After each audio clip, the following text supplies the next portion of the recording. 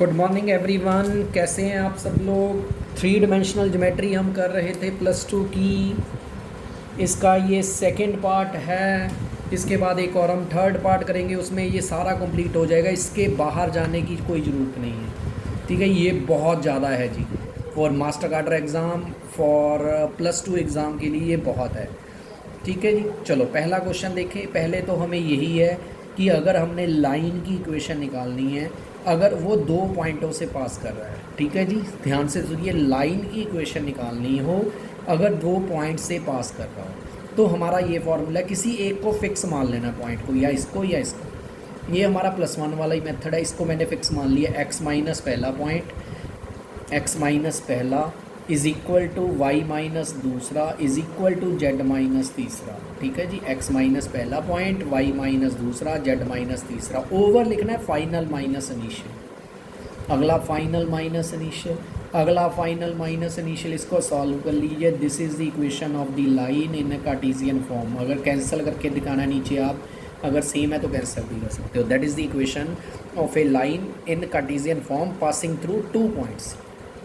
ये तो कार्टेशियन में। अगर इसको ही वेक्टर में लिखना है तो किसी एक को फिक्स मान लेना है। इसको मैंने मान लेना है फिक्स को, इसको ए वेक्टर मान लेना है, इसको हमने बी वेक्टर मान लेना है। तो हमारा equation of the line in vector form ये फॉर्मूला है, r vector is equal to a vector plus lambda final minus initial b minus a. किसी एक को फिक्स, पहला fix plus lambda final minus initial. R vector पहले a vector क्या हुआ, इसको अगर वेक्टर फॉर्म लिखेंगे 1i + 2j + 3k plus lambda, ये फाइनल माइनस इनिशियल, पहले को पहले से माइनस प्लस दूसरे को दूसरे से, तीसरे को तीसरे से। इससे हमारा this is the equation of the line in vector form, ठीक है जी। वेयर आर वेक्टर हमने पिछले वेक्टर्स कैलकुलस में किया था, उसकी वैल्यू ये होती है xi + yj + zk। अच्छा, मैं कैप नहीं डाल रहा हूँ, ये अंडरस्टूड है, i j के कैप के ऊपर कैप है। क्लियर है जी। ये पहला फार्मूला हो गया। अगर equation of line passing through 2 points of fixed point, 2 point से पास कर रहा हो, तो ये कार्टेशियन फॉर्म हो गई, ये वेक्टर फॉर्म हो गई। क्लियर है, चले आगे।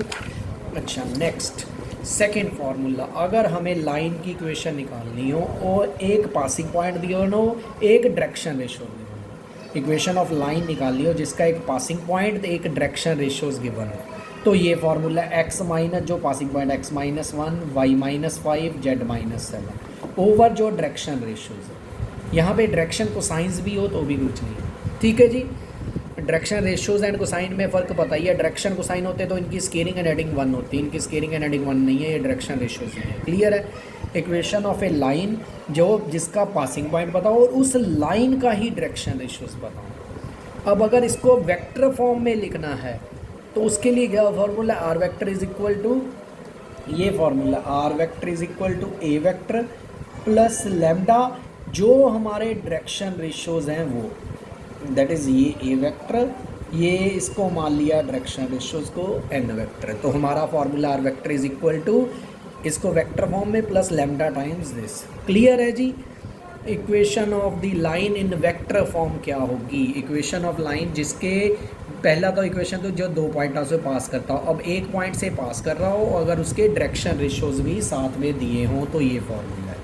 तीसरा मेन जो है जी, अगर मान लीजिए ये इक्वेशन ऑफ लाइन है, Cartesian form of equation line given है, अगर हमें ये कहे इसके डायरेक्शन पासिंग पॉइंट निकालिए कि किस पॉइंट से पास कर रहा है और इसके डायरेक्शन रेशियो निकालिए, तो कैसे निकालना है। पहले इसको स्टैंडर्ड फॉर्म में, जो मर्जी क्वेश्चन आ जाए लाइन का, सबसे पहले इसको स्टैंडर्ड फॉर्म में कन्वर्ट करना है। स्टैंडर्ड फॉर्म का मतलब है यहाँ पे इसके आगे अकेला x होना चाहिए, यहाँ अकेला y होना चाहिए, यहाँ अकेला z, यहाँ पे अकेला x होना चाहिए, इसके आगे कुछ नहीं। जो है तो उसको कॉमन निकालिए, यहाँ से 2 कॉमन आ जाएगा, यहाँ से -3 कॉमन आएगा, यहाँ से 3 कॉमन आएगा। जितना कॉमन है उसको नीचे डिवाइड कर दीजिए। ये हमारी standard equation of A line बनी। सबसे पहले स्टैंडर्ड इक्वेशन बनानी है। जो नीचे लिखे हुए हैं that is called direction ratios of the line. Clear है।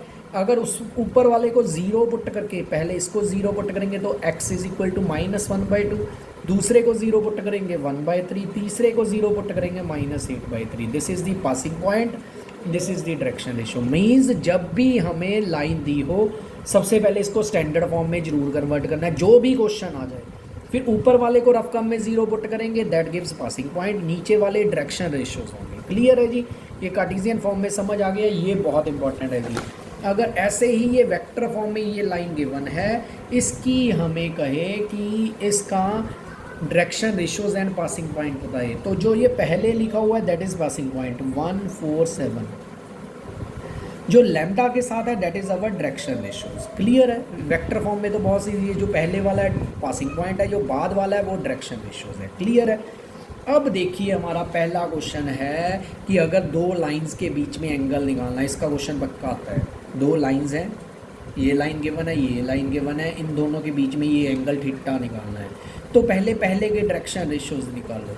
इसके लिए ध्यान रखना है, फिर स्टैंडर्ड फॉर्म है जो नीचे वाले हैं पहले के डायरेक्शन रेशियोज है। अगर ये लाइन ले, ये भी स्टैंडर्ड फॉर्म में, जो नीचे वाले हैं इसके डायरेक्शन रेशियो। सबसे पहले जब भी एंगल निकालना है दोनों के डायरेक्शन रेशियोज निकालो।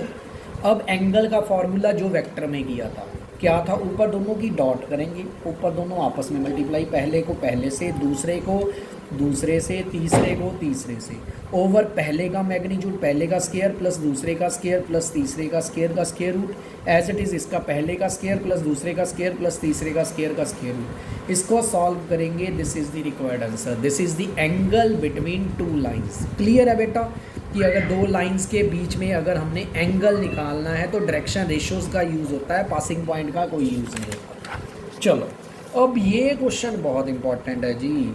अगर दो लाइंस के बीच में शॉर्टेस्ट डिस्टेंस निकालना है, अब हमें दो लाइंस गिवन हो, अगर ये मान लीजिए दो लाइंस हैं, इन वेक्टर फॉर्म में हो या कार्टेशियन फॉर्म में, तो हमें पता है जो पहले वाले होते हैं वो तो पासिंग पॉइंट्स होते हैं, जो दूसरे वाले होते हैं वो डायरेक्शन रेशियोज होते हैं। तो शॉर्टेस्ट डिस्टेंस दो पॉइंट्स, दो लाइनों के बीच, ये दो लाइंस हैं,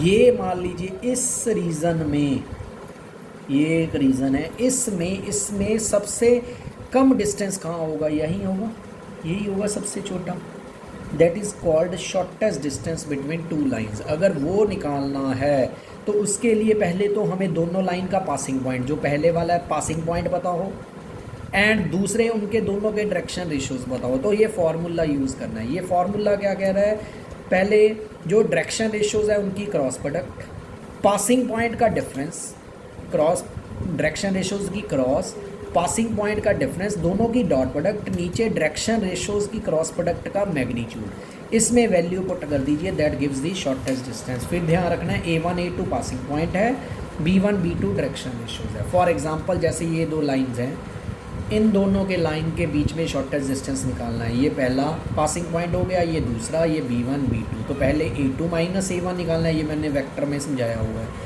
फिर B1 क्रॉस B2 कैसे निकालते थे, IJ के B1 के कोफिशिएंट B2 के कोफिशिएंट, इसका डिटर्मिनेंट वैसे ही प्लस माइनस प्लस ये आया।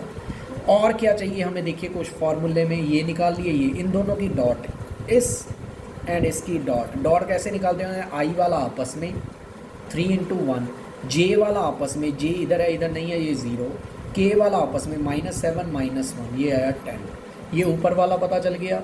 इसका मॉड मतलब कि अगर ये नेगेटिव है ये पॉजिटिव लिखना है, ये 10 पॉजिटिव आ रहा है। नीचे B1 क्रॉस B2 का मैग्नीट्यूड, इसका मैग्नीट्यूड कैसे निकालते थे, I के कोफिशिएंट का स्केयर, J के कोफिशिएंट का स्केयर, K के कोफिशिएंट का स्केयर का स्केयर रूट, जितनी वैल्यू आई यहाँ पे पुट कर दीजिए, ऊपर डॉट नीचे मैग्नीट्यूड, ये हमेशा पॉजिटिव लिखना है जी। ठीक है जी, ये shortest distance between two lines, अगर दो लाइंस हैं उनके बीच में शॉर्टेस्ट डिस्टेंस कैसे निकालना है। क्लियर है?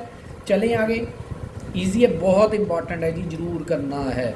आगे अगर हमें पास शॉर्टेस्ट डिस्टेंस की जगह डिस्टेंस गिवन हो, आगे हमें ये दो लाइंस कह दे, इन दोनों के बीच डिस्टेंस निकालना हो, तो ये पक्का दोनों लाइंस जो होंगी, ये दोनों लाइंस पक्का पैरेलल होंगी। अब पैरेलल की क्या पहचान थी, दो लाइंस पैरेलल कब होती है, जब उनके डायरेक्शन रेशियोज सेम हो। अब देखिए पहले के डायरेक्शन रेशियोज क्या है, जो पहली लाइन है उसके, ये तो हो गया पासिंग पॉइंट A1 A2, ये साथ में लिखे हुए हैं 2 3 6, दूसरे क्या क्या है 2 3 6। अब पैरेलल या कोलिनियर कब थी, इनकी रेशो इससे करेंगे 1, इसकी रेशो 1, इसकी रेशो 1। अगर रेशो सेम हो then they are parallel. Perpendicular कब होता है, अगर dot product is equal to 0 हो। ठीक है, पैरेलल कब होता है, अगर रेशो सेम हो। परपेंडिकुलर तब होता है अगर dot product is equal to 0। अब ये पैरेलल है, पैरेलल है तो इनके बीच में पक्का डिस्टेंस होगा, ना कि शॉर्टेस्ट डिस्टेंस। ये डिस्टेंस है, इसको डी नाम दे दिया। अगर दो लाइनों के बीच में डिस्टेंस निकालना है, ये हो गया हमारा A1 A2 पासिंग पॉइंट हो गया, B हो गया डायरेक्शन रेशोज, चाहे इसको ले लेना B वेक्टर चाहे इसको, ये आपकी चॉइस है। अगर दोनों सेम है जिसको मर्जी ले लीजिए, अगर दोनों की रेशो सेम है जिसको मर्जी B ले लीजिए। अब इसके लिए फॉर्मूला हमारा ये है। अब इसमें क्या करना है, A2 माइनस A1, A2 को A1 से माइनस करना आता है। दूसरा क्या निकालना है, इसकी B से क्रॉस प्रोडक्ट, ये A2 माइनस A1 है, ये B है, इन दोनों की क्रॉस कैसे निकलती थी, IJ के पहले B के कोफिशिएंट 2 3 6, फिर A2 माइनस A1 के, इसका मैग्नीट्यूड हमें डिटर्मिनेंट निकालना आता है, ये तो ऊपर वाला हो गया। इसका हमें मैग्नीट्यूड, इसका अगर मैग्नीट्यूड एक, इसके कोफिशिएंट का स्क्वायर, इसका स्क्वायर, इसका स्क्वायर, ये आया हमारा इसका मैग्नीट्यूड। क्लियर है। नीचे अकेला B का मैग्नीट्यूड, B हमारा ये है 2 का स्क्वायर प्लस 3 का स्क्वायर प्लस 6 का स्क्वायर, ये 7 है। यहाँ पे वैल्यू को टकल दीजिए, आंसर आ जाएगा। क्लियर है बेटा, बहुत इंपॉर्टेंट है जी, shortest distance and distance between two lines. Clear है। चले आगे। चलो आगे चलने से पहले अगर आपको ये लेक्चर पसंद आ रहा हो तो लाइक करो जी, सब्सक्राइब करो वीडियो चैनल को एंड शेयर ज़रूर करो, ठीक है जी। अगर पसंद आ रहा है तो, नहीं पसंद आ रहा तो बेशक डिसलाइक कर सकते हो। चलिए आगे, बट ये गारंटी है इनमें से ही क्वेश्चन पेपर में आएगा। अगला है, लास्ट है लाइन में, अगर दो लाइंस दी हो वो हमें चेक करनी हो कि वो कोप्लेनर है या नहीं। कोप्लेनर मीन्स जैसे एक प्लेन है ये, इस प्लेन पे अगर ये दो लाइंस ड्रॉ हो सकती हैं, कोई भी दो लाइंस कोप्लेनर होंगी अगर एक प्लेन पे दोनों लाइंस हो। कोप्लेनर कैसे चेक करेंगे, हमने पहले दोनों का पासिंग पॉइंट निकाल लेना। स्टैंडर्ड फॉर्म में है, स्टैंडर्ड फॉर्म बहुत ज़रूरी है जी।